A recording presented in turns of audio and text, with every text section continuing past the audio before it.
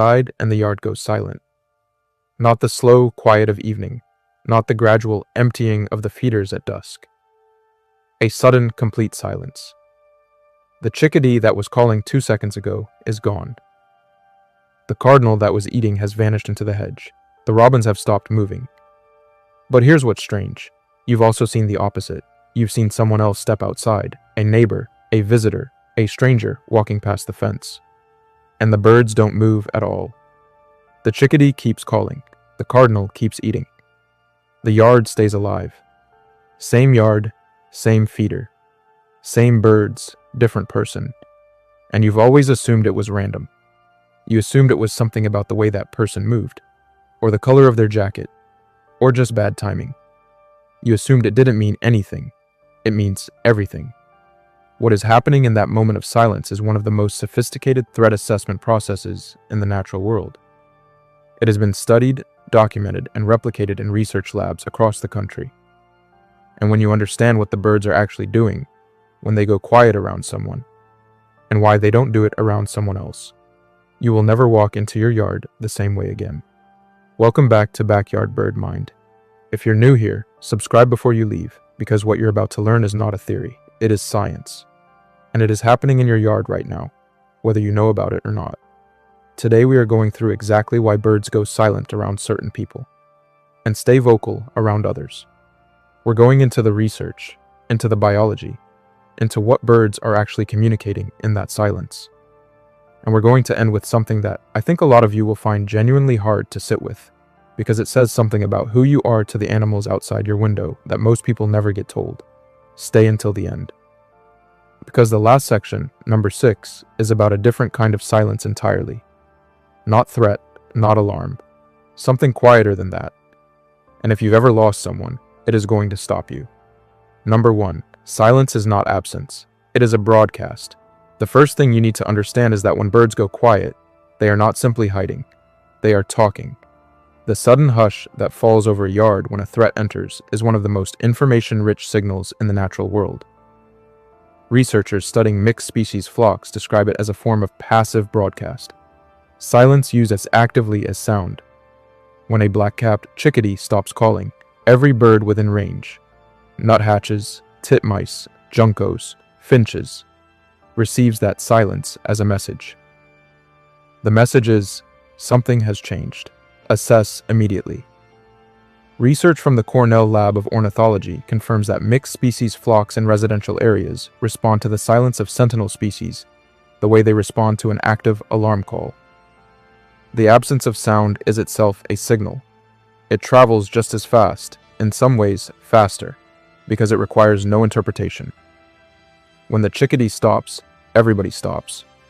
What this means is that the moment your yard goes silent, when a certain person walks in, that person has been evaluated and classified. Not by one bird, by the whole network simultaneously. The silence is a verdict. Number 2, birds learn faces and they never forget them. This is the finding that most people struggle to accept the first time they hear it. In a landmark study at the University of Washington, researchers wore specific rubber masks while capturing and banding crows on campus. After the birds were released, researchers walked through the same area wearing those masks again, doing nothing threatening, simply walking. The crows responded with immediate, sustained alarm. They scolded the masked figures, mobbed them, and recruited other crows to join in. That behavior continued for years. Crows who had never been captured, juveniles born after the original study, reacted to those same masks with the same intensity, because their parents had told them. The recognition of a specific face had been culturally transmitted across generations. But it doesn't stop with crows.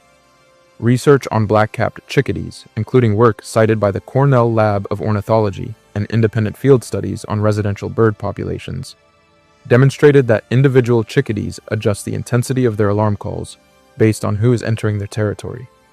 Familiar, non-threatening individuals receive fewer high-urgency notes. Unfamiliar individuals trigger the full cascade. The birds are not reacting to humans in general. They are reacting to you specifically, versus someone they have never seen before. When your yard goes silent for a visitor but not for you, the birds have already filed that visitor as unknown. They haven't decided dangerous yet, but they haven't decided safe either. And in the world of a bird, unknown and dangerous are treated as the same thing until proven otherwise. You, on the other hand, have already been proven otherwise. Your face is in the database, and it has been there longer than you think. Number 3. The chickadee has already announced you, in detail. Here's where it gets specific. Here is where the science becomes genuinely extraordinary. The black-capped chickadee's alarm call is not a single signal. It is a structured broadcast that contains specific, quantifiable information about the nature of a threat. Researchers at the University of Washington have shown that the number of D notes at the end of the call directly encodes how dangerous the perceived threat is. A small, fast, agile predator, the kind that can chase a bird through branches, gets a high D count. A large, slow predator gets fewer. When a chickadee looks at you and calls, or when it looks at you and doesn't call, it is telling every bird in your yard exactly what it has concluded about you. Your size, your speed, your movement pattern, your threat level. If the chickadee produces a low urgency call or no alarm call at all when you step outside, that information propagates through the entire yard instantly. The nuthatch on the oak tree hears it. The cardinal at the feeder hears it. The pair of juncos moving through the leaf litter hears it. You have been announced as safe. And if someone else walks in and the chickadee erupts, that person has been announced as unknown, as a variable, as something the yard needs to watch. You didn't know you were being introduced to your yard's residents every single morning, but you were. You have been every day since you started spending time outside. Number 4, the yard has a memory longer than you realize. Now, if you're still with me, and I need you to stay with me here, because this is the part that changes the timeline. The silence you hear around a stranger isn't just about that moment. It is about every moment a stranger has ever made a bird in your yard feel unsafe. Birds don't just remember individual people. Research on song sparrows, chickadees, and corvids all confirms that birds build what researchers describe as a landscape of safety.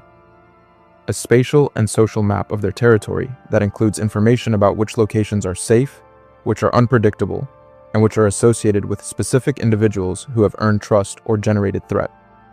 That map updates constantly, but it is also slow to forgive.